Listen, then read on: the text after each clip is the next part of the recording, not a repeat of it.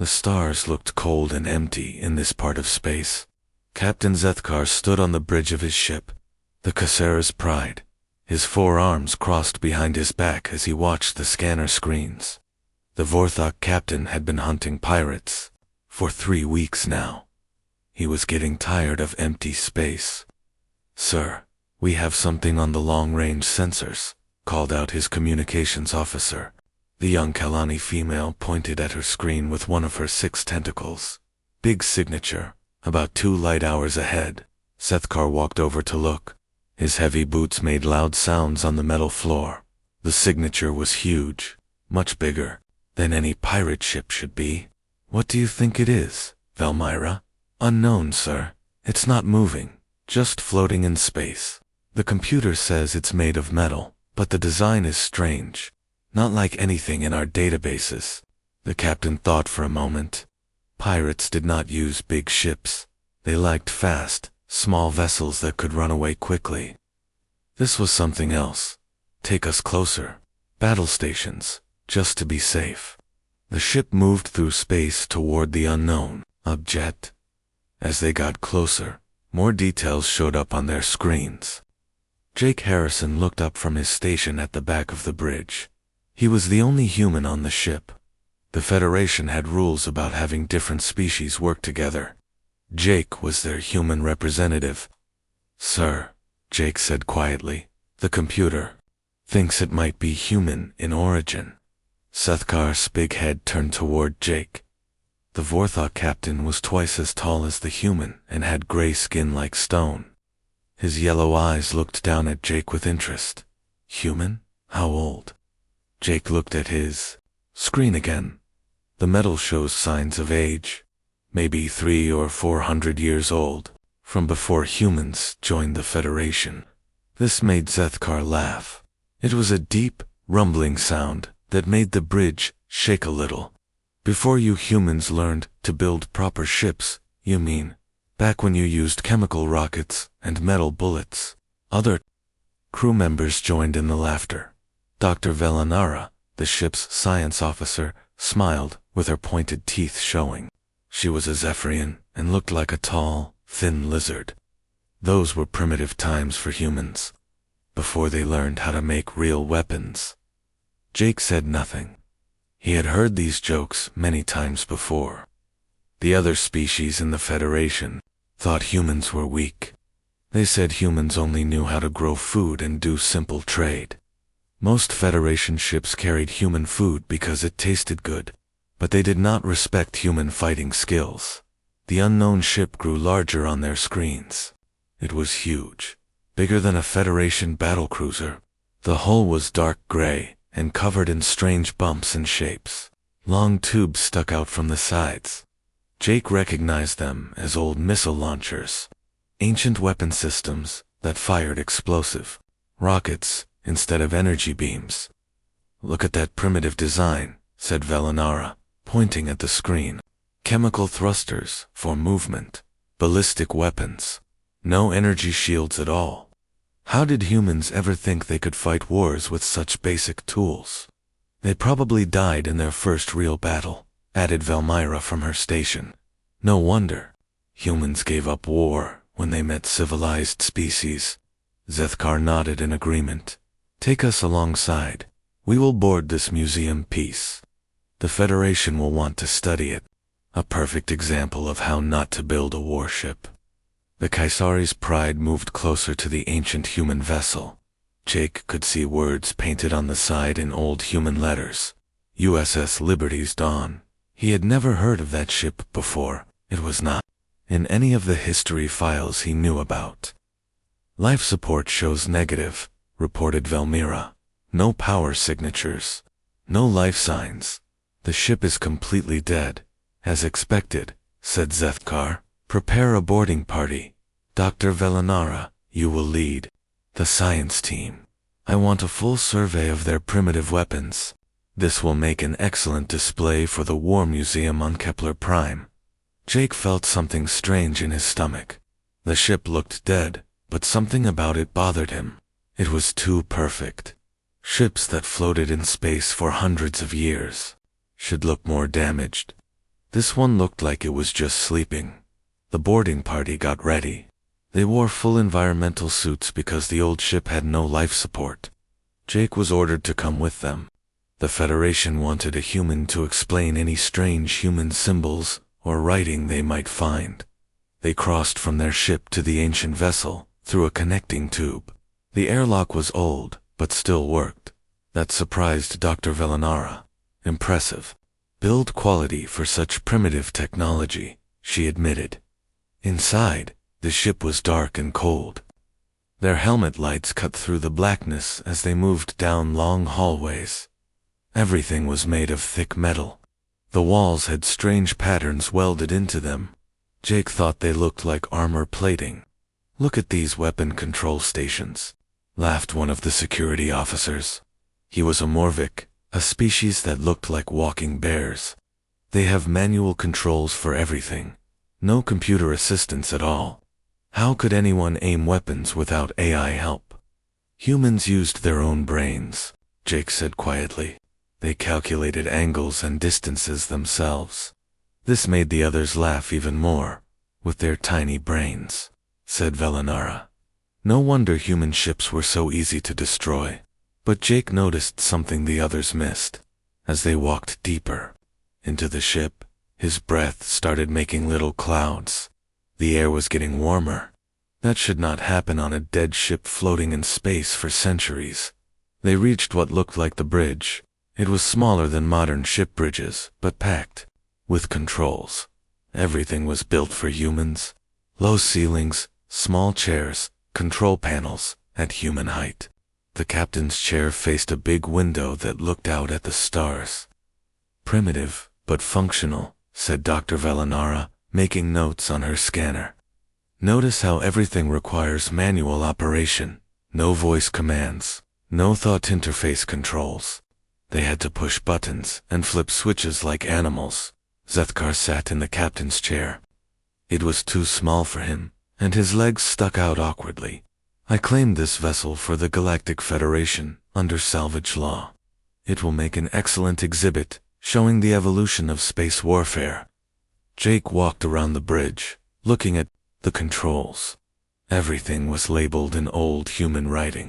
Some of the words he recognized, but others were military terms he did not know. His scanner was picking up something strange. The ship's center was much warmer than it should be. "Sir," Jake said to Zethkar, "I'm getting some unusual readings from the ship's core area. Should we investigate?" Zethkar waved a hand dismissively. "Probably just residual heat from their primitive reactor. These old human ships used nuclear power instead of clean fusion. Very messy technology." Double quotes. Dr. Velanara nodded in agreement. "Typical human engineering. Dirty, dangerous, and inefficient. They probably left their reactor running by accident when they abandoned the ship. But Jake knew that was wrong. Nuclear reactors did not stay warm for hundreds of years without fuel. Something else was keeping the ship's center hot. Something that was still active after all this time." The boarding party continued their survey, cataloging weapons and making jokes about human engineering. They found missile storage bays filled with old rockets, gun turrets with metal barrels instead of energy projectors, shield generators that used magnetic fields instead of energy barriers. "Fascinating," said Dr. Velanara. "They tried to stop enemy weapons by throwing metal at them, like building a wall out of rocks to stop laser beams." Jake said nothing, but he remembered reading about old human battles. Those metal walls and primitive weapons had won wars against other humans. They might be simple, but they worked. As the hours passed, Jake kept thinking about the warm readings from the ship's center. He wanted to investigate, but the others were not interested. They were too busy laughing at human technology to notice anything unusual.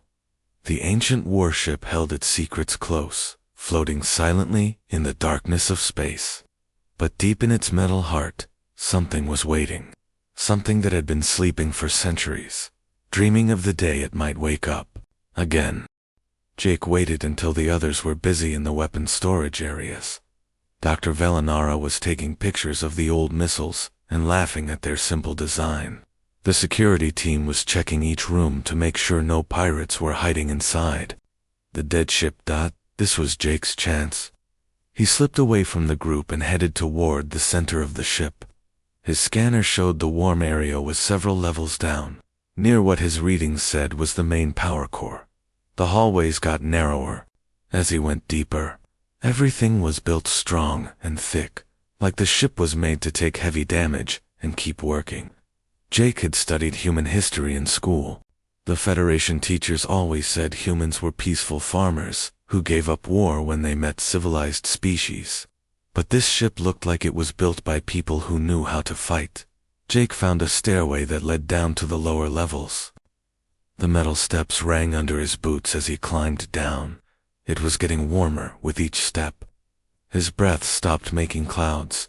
The air felt almost comfortable now. At the bottom of the stairs, Jake found a heavy door marked with human warning symbols. The words were in Old English, but he could read them.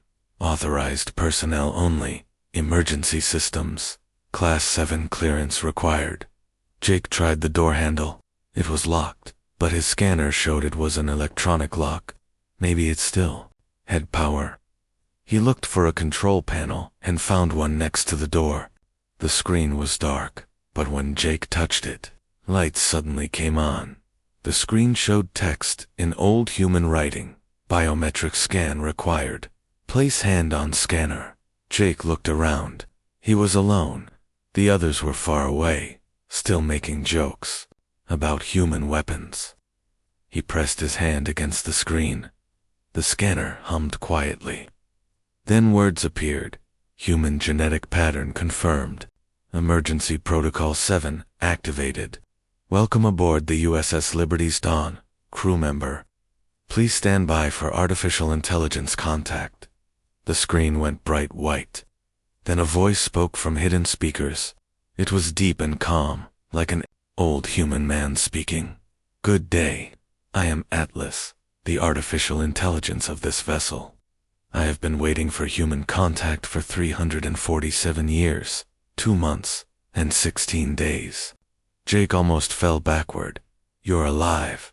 The ship is alive. The ship maintains minimal power to essential systems, Atlas replied.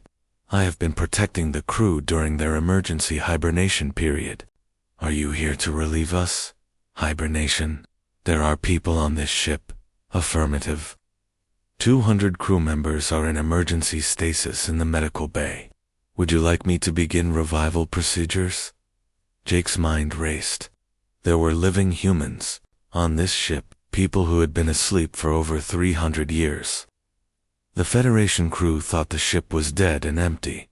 They were planning to take it apart for a museum. A TLAS. What kind of ship is this? What was your mission? The AI paused for a moment. The USS Liberty's Dawn is a prototype dreadnought-class vessel. We were testing new weapon systems during the Outer Colony Wars when our hyperdrive failed. The captain ordered emergency hibernation to preserve the crew until rescue arrived. Dreadnought. But the Federation says humans never built real warships. That information is incorrect, Atlas said calmly. This vessel carries experimental kinetic weapons designed to engage multiple targets simultaneously. We were humanity's answer to fighting wars in space without energy-based technology. Jake heard voices echoing from the upper levels. The boarding party was calling his name. They had noticed he was missing. Atlas, there are alien species on board this ship. They think it's abandoned. They want to take it for their museum. The AI's voice became colder. Hostile aliens have boarded this vessel. No, not hostile. They're Federation members. Humans joined the Federation after your time. We're allies now. But they don't respect human military technology. They think our weapons are primitive and useless. I see, Atlas said. And what is your assessment of the situation? Jake thought about the years of jokes and dismissive comments. How the other species treated humans like children who could only grow food and do simple jobs. I think they might be wrong about us. Indeed. Shall I wake the captain? She will want to know about these developments. Jake, Dr. Velinara's voice echoed down the stairway. Where are you? We need the human consultant up here. Can you wake just the captain first? Jake whispered, without the others knowing. Certainly. Captain Carter's revival process will take approximately 10 minutes. I suggest you return to your companions to avoid suspicion. Jake nodded and headed back up the stairs. His heart was beating fast. In 10 minutes, a human captain from 300 years ago would wake up. A captain who commanded a ship full of weapons the Federation had never seen before. When Jake reached the upper levels, he found the boarding party in the main missile storage bay. Dr. Velinara was examining one of the old rockets. It was huge, almost as long as Jake was tall. There you are, said Zethkar. Where did you wander off to? Just checking the lower levels for any human writing or symbols, Jake lied. Everything down there looks normal. Good. Look at these primitive weapons. Zethkar gestured at the missiles. They carry chemical explosives instead of antimatter warheads. And look at this guidance system. It uses mechanical computers instead of quantum processors. Double quotes, Dr. Velinara laughed. Humans tried to fight space battles with fireworks and clockwork. No wonder they never conquered any other species. Jake wanted to tell them they were wrong, but he kept quiet. In a few minutes, they would meet someone who could explain human weapons much better than he could. The boarding party moved on to examine the ship's main guns. These were huge metal tubes that stuck out from the sides of the ship. Elmira poked at one with her tentacle. Kinetic weapons, she said with disgust. They throw metal chunks at their enemies instead of using proper energy beams. Probably could not even penetrate modern shields, added one of the security officers. Our ship's defenses would stop these primitive projectiles easily, Jake remembered what Atlas had said about experimental kinetic weapons. He had a feeling the Federation crew was about to learn something important about human engineering. 10 minutes passed. Jake kept checking his watch. Then his communicator made a quiet beeping sound. A message appeared on the screen. Captain Carter is awake and briefed on the situation. She is proceeding to the bridge. Jake's stomach felt tight with nervousness. Captain Carter was from a time when humans fought wars against other humans. She had never met alien species before, and she was about to find aliens on her ship who thought human weapons were toys. Sir, Jake said to Captain Zethkar, maybe we should head back to the bridge. I want to do one more check of the ship's computer systems. Very well, Zeth agreed. We have seen enough primitive weapons for one day. Time to finish cataloging this museum piece. The boarding party made their way back through the corridors toward the bridge. Jake walked behind them, listening to their continued jokes about human technology. They had no idea what was waiting for them as they reached the bridge level. Jake saw a light coming from the captain's ready room. A door that had been dark before was now glowing softly. Someone was inside. The boarding party entered the bridge, still talking and laughing. Zethkar sat down in the captain's chair again, making jokes about how small human furniture was. That was when the ready room door opened, Captain. Lisa Carter stepped onto the bridge. She was a woman in her 40s, with short gray hair and dark eyes. She wore an old human military uniform with rank insignia Jake did not recognize. Her face was calm, but her eyes were hard as steel. The alien crew fell silent. They stared at the human woman in shock. Good evening, Captain Carter said in a clear, strong voice. I am Captain Lisa Carter, commanding officer of the USS Liberty's Dawn. I understand you have been touring my ship without permission. Dr. Velinara was the first to speak. Impossible. This ship has been dead for centuries. There are no life signs. The ship has been in emergency hibernation mode, Carter replied. My crew and I have been in stasis, waiting for rescue. We were awakened by the presence of a human crew member. She nodded. Toward Jake, Captain Zethkar stood up from the captain's chair, his forearms crossed. I am Captain Zethkar of the Galactic Federation ship, Kasari's Pride. This vessel was found abandoned in space. Under Federation salvage law, I claim it for scientific study." Carter's expression did not change. "This ship is not abandoned. It is a commissioned vessel of the Human Defense Force, with a living crew. Your salvage claim is invalid." "Human Defense Force." Dr. Velinara laughed. "Humans do not have a defense force. They are agricultural specialists in the Federation. They grow food and do simple trade." Captain Carter looked at Jake with raised eyebrows. Jake felt his face get red with embarrassment. "The Federation considers humans a junior member species," he explained quietly. "They think our military technology is primitive and outdated." Carter's eyes grew even harder.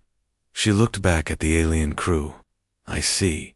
And what do you think of my ship's weapons, exactly?"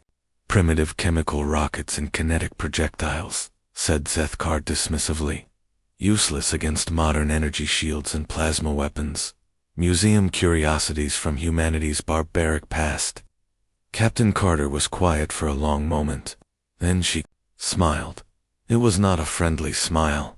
"Would you care to test that theory, Captain Zeth?" Captain Zethkar laughed at Captain Carter's words. His deep voice filled the bridge with rumbling sounds. "Test our theory? Are you suggesting combat between our ships?" "I am suggesting you prove your claim that my weapons are useless," Carter replied calmly. "If you are so certain that human technology is primitive, surely you would not mind demonstrating the superiority of Federation weapons." Dr. Velinara looked confused. "Captain Carter, your ship has been dead for over 3 years. Our technology has advanced far beyond anything from your time period. This would not be a fair test." "Then you should have no trouble winning," Carter said with that cold smile still on her face. Jake watched the conversation with growing worry. These people did not understand what they were dealing with. Captain Carter came from a time when humans fought wars against other humans. She had real combat experience. The Federation crew had only fought pirates and minor criminals. Zethkar crossed his forearms and looked down at Carter. "Very well, human. I accept your challenge. But I want to make the terms clear. When I defeat your ancient vessel, you will surrender all claim to this ship. It will become Federation property for scientific study." "Agreed," Carter nodded. "And when I defeat your modern vessel, you will acknowledge that human military technology deserves respect. You will also spread word throughout the Federation that humans are not the helpless farmers you believe us to be." "Deal," Zethkar said confidently. He turned to his crew. "Return to our ship immediately. We will show these humans what real space combat looks like." The Federation boarding party began gathering their equipment. They were all smiling and making jokes about the coming battle. Velmira giggled as she packed her scanner. "This will be over in minutes. Our plasma cannons will cut through their hull like paper." "I almost feel bad for them," said Dr. Velinara. "They have no idea how outmatched they are." Jake hesitated. He should return to the Federation ship with the others. But something made him want to stay. He approached Captain Carter as the aliens prepared to leave. "Captain," Jake said quietly, "are you sure about this? Their ship has energy shields and guided plasma weapons. Your ship has been floating in space for centuries." Carter looked at Jake with interest. "What is your name, young man?" "Jake Harrison, sir. Ma'am. I work on the Federation ship as a human representative. Tell me, Jake Harrison, do you believe what they say about human military capabilities?" Jake thought about all the years of jokes and dismissive comments, about being treated like a child who could only understand simple things. "I used to think they were right. But seeing this ship, talking to Atlas, meeting you, I think maybe we're stronger than they know." Carter nodded approvingly. "Would you like to stay and help my crew prepare for battle? It would be good, too. Have someone who understands both human and Federation technology." Jake looked at the departing alien crew. Captain Zethkar was talking loudly about Federation weapon superiority. He was already planning his victory celebration. Yes, ma'am, Jake said. I would like to help. Excellent. Atlas, begin emergency revival procedures for all crew members. We have a battle to prepare for. The ship came alive around them. Lights flickered on in sections that had been dark for centuries. The air circulation system hummed to life. Deep in the ship, Jake could hear the sound of machinery starting up. Jake, Carter said, tell me about Federation ship capabilities. What kind of weapons and defenses do they have? Jake explained what he knew about the HFY Pride. It was a modern destroyer with plasma beam cannons, quantum shield generators, and computer-controlled targeting systems. The ship could fight multiple enemies at once using artificial intelligence to coordinate attacks. Interesting, Carter mused. Energy-based weapons and deflector shields. Very different from what we faced in our time. ATLAS. Analysis. Energy weapons have significant advantages in sustained combat, the AI replied. However, they also have weaknesses. Plasma beams can be deflected by magnetic fields. Energy shields are designed to disperse energy attacks, not stop physical projectiles. Exactly what I was thinking, Carter smiled. Jake, Federation ships rely heavily on computer assistance, correct? Yes, ma'am. Most of the targeting and maneuvering is done by AI systems. The crew mainly gives orders and monitors results, and human ships from your era. Jake thought about what he had learned in school. Manual control systems. Humans operated everything directly. That gives us several advantages, Carter explained. Computer systems are predictable. They follow patterns and protocols. Human creativity is much harder to counter. Over the next hour, the USS Liberty's Dawn transformed from a dead hulk into a living warship. Crew members emerged from stasis pods throughout the ship. They were men and women from Earth's past, soldiers who had fought in humanity's expansion wars. Jake met some of them as they reported to their stations. Chief Engineer Robert Kane was a big man with scarred hands, who spoke with a thick accent. Been asleep for over 300 years, he said cheerfully. Hope I didn't miss anything important. Weapons Officer Susan Lopez was a small woman with sharp eyes. She checked every gun and missile system personally, testing each one by hand. These babies have been sleeping too, she told Jake. But they're ready to wake up and bite. Navigator. Danny Wright was young, maybe only a few years older than Jake. He had been calculating flight paths and target solutions using only paper and pencil. Computers are nice, he said, but they can't think outside the box like a human brain can. Captain Carter gathered her senior officers on the bridge. Jake stayed to listen as they planned their strategy. The enemy ship has energy shields and plasma weapons, Carter explained. They expect us to fight like a modern vessel. Instead, we will fight like humans. What's our ammunition status? She asked Susan Lopez. Full load, Captain. 200 nuclear-tipped kinetic penetrators, 50 armor-piercing railgun slugs, 100 conventional explosive missiles, and the experimental weapon is fully charged. Experimental weapon? Jake asked. Carter smiled mysteriously. Something we were testing when our hyperdrive failed. You will see it in action soon enough. Chief Kane reported from engineering. Reactor is at full power, Captain. All systems are green. She may be old, but she's ready for a fight. Excellent. Navigator Wright, plot an intercept course with the Federation vessel. Weapons Officer Lopez, prepare for immediate combat upon my command. Remember, people, they think we are primitive and helpless. Let us show them what human ingenuity can accomplish. The crew took their positions. Jake was amazed at how smoothly they worked together. No computers gave them orders. No AI systems coordinated their actions.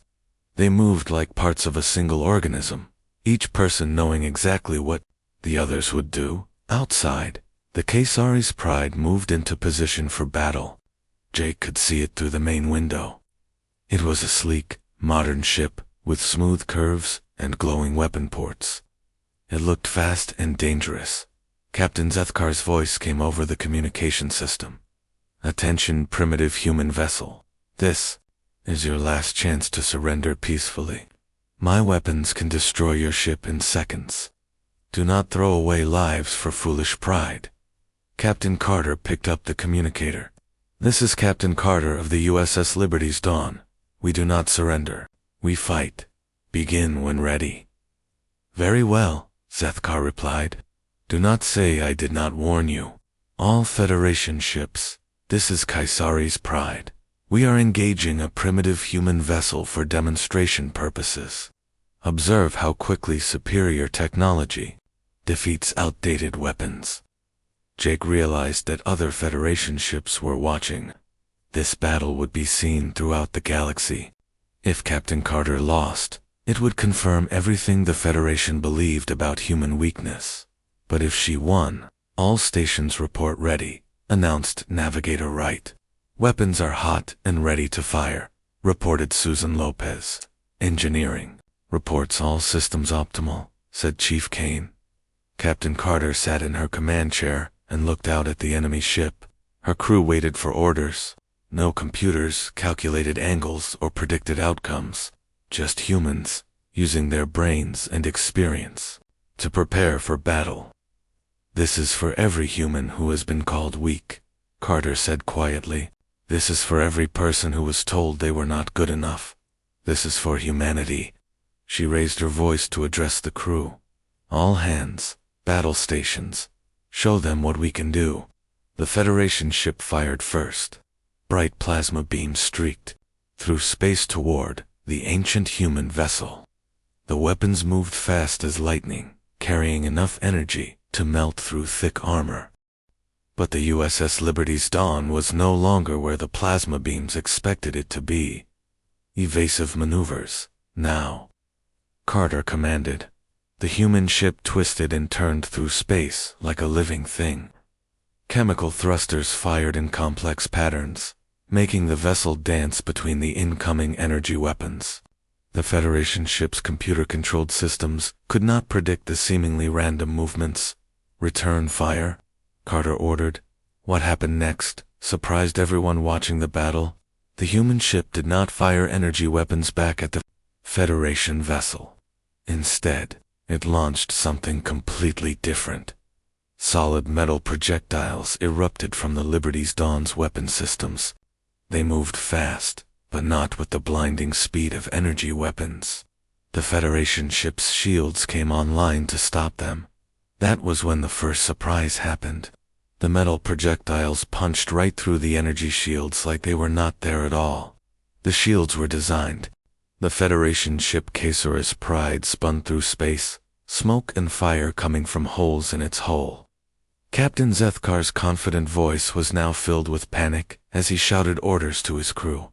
"Reroute power to forward shields. Target there. Weapon systems. How are they moving so fast?" Captain Carter watched the enemy ship through her bridge window.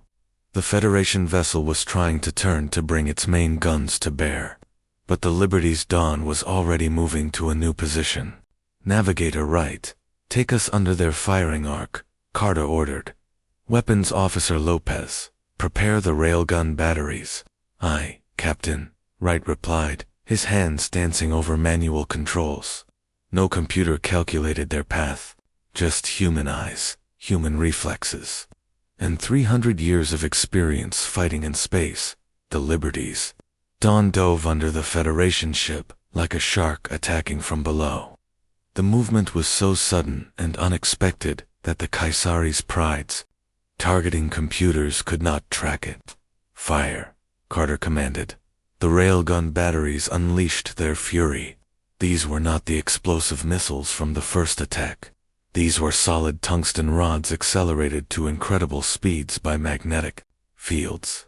The metal slugs moved so fast, they glowed white-hot as they cut. Through space, the Federation ship's shields flared and died as the tungsten penetrators punched through them. The projectiles hit the hull with enough force to punch completely through the ship from one side to the other. Sparks and atmosphere vented from the new holes. "What are those weapons?" Jake heard Dr. Velinara scream over the communication channel. They are going right through our hull. Kinetic penetrators, Susan Lopez explained to Jake as she prepared the next volley. We accelerate dense metal rods to about 10% of light speed. At that velocity, they hit with the force of small nuclear weapons, but without the radiation. Jake watched in amazement. The Federation crew had spent hours making jokes about primitive human weapons. Now those same weapons were tearing their advanced ship apart. Captain Zethkar's voice came over the communicator again. But this time he was not laughing. Human vessel, cease fire immediately. Your weapons are causing massive damage to civilian areas of our ship. All areas of a warship are legitimate targets during combat, Carter replied coldly. You challenged us to this battle, Captain. Did you expect us to fight with harsh words? The Caesar's Pride tried to retreat, but the Liberty's Dawn matched every move. Chief Kane's engineering crew pushed the old ship's engines beyond their normal limits. The vessel moved like it was alive, responding to Carter's commands with precision that no computer could match. How are they keeping up with us? Velmira asked desperately. Our ship is 300 years more advanced. Advancement is not always improvement, Navigator Wright said to Jake. Their ship relies on computers for everything. Ours relies on human skill and instinct. Computers are predictable. Humans are not. The battle continued for several minutes that felt like hours. The Federation ship fired everything it had at the human vessel. Plasma beams, quantum torpedoes, antimatter charges. But the Liberty's Dawn seemed to dance between the attacks like it could see the future. How are they doing that? Jake asked Susan Lopez as another volley of plasma beams missed their ship by inches. Watch the pattern, Lopez replied, not taking her eyes off her targeting screens. Computer-controlled weapons follow mathematical formulas. They calculate where we are now and predict where we will be. But Captain Carter does not follow formulas. She uses intuition and experience. As if to prove her point, Carter suddenly ordered a sharp turn that brought them directly toward the Federation ship. The Caesar's Pride's computers had predicted they would continue their previous course. Instead, the human ship charged straight at the enemy, like an ancient warrior with a sword. All weapons, full spread, Carter commanded. Every gun on the Liberty's Dawn fired at once. Missiles, railgun, slugs, and kinetic penetrators all launched together in a coordinated attack. The Federation ship's defensive systems were overwhelmed. They could not stop that many different projectiles coming from multiple directions. The Caesar's Pride's main weapon systems exploded under the impact. Their shield generators overloaded and shut down. Atmosphere leaked from dozens of holes in their hull. We surrender. Captain Zethkar's voice was desperate now. Human vessel, we surrender. Cease fire. Captain Carter held up her hand, and all weapons stopped firing immediately. The sudden silence was almost shocking after the noise of battle. Caesar's Pride, this is Captain Carter. Do you require assistance with damage control and medical emergencies? Jake was surprised. After defeating the Federation ship so completely, Carter was offering to help them. The alien crew had spent the day making jokes about human weakness, but now the humans were showing mercy to their enemies. Yes, Zethkar replied quietly. We have injured crew members, and our life support is failing. We would appreciate assistance. Understood. We are dispatching rescue teams immediately. Carter turned to her crew. Medical teams to the shuttle bay. Engineering teams prepare emergency repair equipment. We will treat their wounded and help fix their ship. Captain, Jake said, why are you helping them? They challenged you to this battle. They said terrible things about humanity. Carter looked at Jake with wise eyes. Because that is what humans do, Jake. We fight when we must, but we show mercy when we can. It is what separates us from those who only know how to destroy. Over the next hour, Human medical teams worked alongside Federation crew members to treat the injured. Human engineers helped repair the Caesari's Pride's life support systems. The same people who had been enemies minutes before now worked together to save lives. Dr. Velanara approached Jake as he helped carry medical supplies. The proud Zephyrian scientist looked shaken and confused. "I do not understand," she said. "Your weapons were so powerful. Your ship moved like magic. But we were taught that humans were primitive and weak." "Maybe the teachers were wrong," Jake replied gently. "Maybe humans are different than you thought." Captain Zethkar met with Captain Carter on the Liberty's Dawn's bridge. The big Vorthok captain looked very different now. His proud stance was gone. His yellow eyes showed respect instead of mockery. "I owe you an apology, Captain Carter," Zethkar said formally. "I underestimated your people and your capabilities. Your ship and crew fought with skill I have never seen before." "Apology accepted," Carter replied. "But I want you to understand something important. This ship, these weapons, this crew, we are not unusual for humans. We are examples of what my people can do when necessary. I am beginning to realize that." Zethkar nodded. "But I have a question. If humans have always possessed such military capabilities, why do you serve in the Federation as agricultural workers and traders?" Carter smiled. "Because we choose to.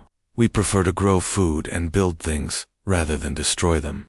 But we kept our weapons and our soldiers in case we ever needed them again." "Sleeping giants," Jake said suddenly, understanding. "Exactly," Carter confirmed. "We have been sleeping giants throughout the galaxy, content to let others believe we were harmless farmers, but capable of defending ourselves if threatened." Captain Zethkar was quiet for a long moment. Then he asked, "How many ships like yours exist?" Carter's smile became mysterious. "Atlas, send a general communication to all Sleeping Giant Protocol. Vessels, authentication code, Sierra Victor 7 then in Alpha." The ship's AI responded immediately. "Message transmitted, Captain. Response incoming from multiple sources." Jake watched the communication board light up with signals. Dozens of them, then hundreds. All across the galaxy, ships that had been floating in space like dead hulks suddenly came alive. Hidden bases powered up their reactors. Secret facilities activated their defense systems. "My God," whispered Dr. Velanara, reading the sensor displays. "There are thousands of them. Human Defense Force ships have been positioned throughout the galaxy for centuries," Carter explained. "We have been preparing for the possibility that we might need to defend ourselves or our allies. We hoped this day would never come, but we were ready for it." Captain Zethkar looked at the displays showing hundreds of human ships coming online, "And they are all as powerful as yours." "Some are more powerful," Carter said quietly. "This ship was just a prototype. The real dreadnoughts are much larger." Jake felt a strange mixture of pride and fear. Pride that his people were so much stronger than anyone knew. Fear of what this meant for the galaxy. The balance of power had just shifted completely. "What happens now?" Zethkar asked. "Now you return to Federation space and report what you have learned," Carter replied. "You tell them that humans are not the weak farmers they believed us to be. You tell them that we have been watching and waiting, ready to defend ourselves if necessary, and if the Federation tries to suppress this information." Carter's expression became hard as steel again. "Then they will discover that sleeping giants can become very dangerous when they are fully awakened." The rescue operations continued through the night. Human and Federation crew members worked side by side, sharing medical supplies and repair equipment. The same species that had been making jokes about each other were now saving each other's lives. But throughout the galaxy, a message was spreading. The humans were not what they seemed. The peaceful farmers had teeth, and those teeth were very, very sharp. 3 days after the battle, Jake stood on the bridge of the USS Liberty's Dawn, watching the stars. The ship was no longer alone in space. Dozens of other human vessels had arrived, each one emerging from what looked like empty space or asteroid fields where they had been hiding for centuries. Captain Carter stood beside him, looking out at the growing fleet. "Each of those ships has a crew like mine," she said quietly. "Humans who volunteered to sleep for centuries, waiting for the day we might be needed." "How long has this been planned?" Jake asked. "Since before humans joined the Federation," Carter replied. "Our leaders suspected that other species might not always treat us fairly. They decided to prepare for the worst while hoping for the best." Jake thought about all the years he had spent feeling ashamed of human weakness. Now he learned that his people had been playing a much deeper game than anyone realized. "Captain," Atlas announced, "incoming transmission from Earth Command." "Put it through," Carter ordered. The main screen showed an elderly human woman in a military uniform. She had gray hair and sharp eyes that reminded Jake of Captain Carter. Behind her, Jake could see other officers and displays showing ships across the galaxy. "Captain Carter, this is Admiral Patricia Stone, Commander of Earth Defense Force. Welcome back to active duty." "Thank you, Admiral. Good to be back. What is our current status?" "The Sleeping Giant Protocol is now fully active. All vessels report ready for operations. We have 473 ships online, with more coming up every hour. Hidden bases throughout the galaxy are powering up their defenses." Jake felt dizzy. Almost 500 warships, hidden for centuries. The Federation had no idea this force existed. "What are our orders, Admiral?" Carter asked. "For now, defensive posture only. We monitor and we wait. The Federation Council has called an emergency session to discuss recent events. Ambassador Kelly is representing human interests." The screen switched to show a large meeting hall filled with alien delegates. Jake recognized the species: Vortex, Zephyrians, Kalani, and dozens of others. At the center of the room, a human woman stood at a podium facing hundreds of hostile faces. Ambassador Sarah Kelly was a small woman, but her voice was strong and clear as she addressed the Federation Council. "Honorable delegates, recent events have revealed that there has been a fundamental misunderstanding about human capabilities and intentions." "Misunderstanding?" roared a Morvic delegate, standing on his hind legs. "Your species has been hiding warships throughout our space. This is deception of the highest order." "With respect," Kelly replied calmly, "we hid our ships in unclaimed space and asteroid fields. We did not violate any Federation territory, and we informed your councils about our defensive preparations when we first joined the Federation 300 years ago."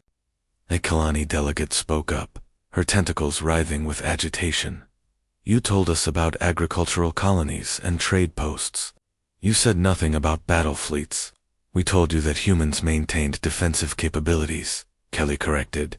"Your councils chose to interpret that as meaning small patrol boats and system defense platforms. We never corrected that assumption because it served our purposes." Jake watched the debate with fascination.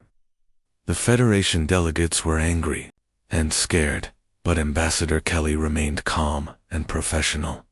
She was not apologizing for human strength. She was explaining it. "The question now," said the Federation Chancellor, a tall Vorthok with golden skin, "is what humanity intends to do with this revealed military power." "The same thing we have always intended," Kelly replied. "We will continue to be productive members of the Federation. We will continue to provide food and trade goods to member species. We will continue to work for peace and cooperation throughout the galaxy. And your warships," demanded a Zephyrian delegate, "will remain ready to defend ourselves and our allies if necessary. Nothing more, nothing less." Captain Carter muted the transmission and turned to Jake. "What do you think of our ambassador's performance?" "She is making it sound like this was all normal and reasonable," Jake said. "Because it was normal and reasonable," Carter replied. "Every species in the Federation maintains military forces. The only difference is that ours were better hidden and more effective than anyone expected. Jake thought about this. But why hide at all? Why let other species think we were weak? Because weak species are not seen as threats, Carter explained. Weak species are not targets for conquest or elimination. We were able to spread throughout the galaxy peacefully because no one considered us dangerous. The communication from Earth resumed. Admiral Stone was back on the screen. Captain Carter, I have new orders for you. The Federation has requested a demonstration of human military capabilities. They want to see what our ships can do. What kind of demonstration, Admiral? There is a Reaper incursion in the Kepler sector. A dozen of their battleships are attacking Federation colonies. The local defense forces are being overwhelmed. The Federation has asked if human forces would assist. Jake knew about Reapers. They were mechanical beings from outside the galaxy who sometimes invaded Federation space. Their ships were powerful, and their AI systems were almost impossible to defeat. Even modern Federation fleets had trouble fighting them. How many ships are they sending? Carter asked. 3 Federation battle groups, 47 ships total. They have invited you to bring a single human vessel to observe how real military forces handle the situation. Carter smiled that cold smile Jake had learned to recognize. Just one ship, Admiral. Those were their exact words. They want to show us how superior Federation technology handles serious military threats. I see. And our response? You are authorized to render full assistance to Federation forces, Captain. Show them what one human ship can do. The transmission ended. Captain Carter turned to her crew with a look of satisfaction on her face. You heard the Admiral? We have been invited to another demonstration. This time, we will show the Federation what human weapons can do against a real enemy. Jake felt excitement and fear mixing in his stomach. Captain, the Reapers are not like the Kasari's Pride. Their ships are designed for war. They have adaptive shields and regenerating armor. Excellent, Carter replied. It will be a fair fight. Over the next several hours, the Liberty's Dawn traveled through hyperspace toward the Kepler sector. Jake spent the time learning more about the ship and its crew. He discovered that every person aboard was a volunteer who had given up normal life to serve as humanity's hidden defenders. Chief Engineer Kane had left behind a wife and children. Weapons Officer Lopez had been a university professor before joining the military. Navigator Wright had turned down a promising career in civilian space exploration. All of them had chosen duty over personal happiness. Why did you make that sacrifice? Jake asked Lopez as she checked weapon systems. Because someone had to, she replied simply. Someone had to be ready in case this day came. We hoped it never would, but we prepared for it anyway. When they arrived at the Kepler sector, the scene was devastating. 3 Federation colonies were under attack by Reaper battleships. The mechanical vessels were massive black shapes that absorbed light like holes in space. Their weapons fired beams of pure destruction that cut through Federation ships like paper. The Federation fleet was losing badly. Jake watched their ships explode one by one as the Reapers methodically destroyed everything in their path. The alien vessels, plasma weapons, and quantum torpedoes seemed to have no effect on the Reaper armor. Federation command ship, this is Captain Carter of the USS Liberty's Dawn. We are here to assist. Human vessel, this is Admiral Korath of the Federation Third Fleet. Stay back and observe. These enemies are beyond your capabilities. We will handle this situation. Carter looked at Jake with amusement. Even now, they think we cannot help. Another Federation ship exploded as Reaper weapons found their target. The death toll was rising quickly.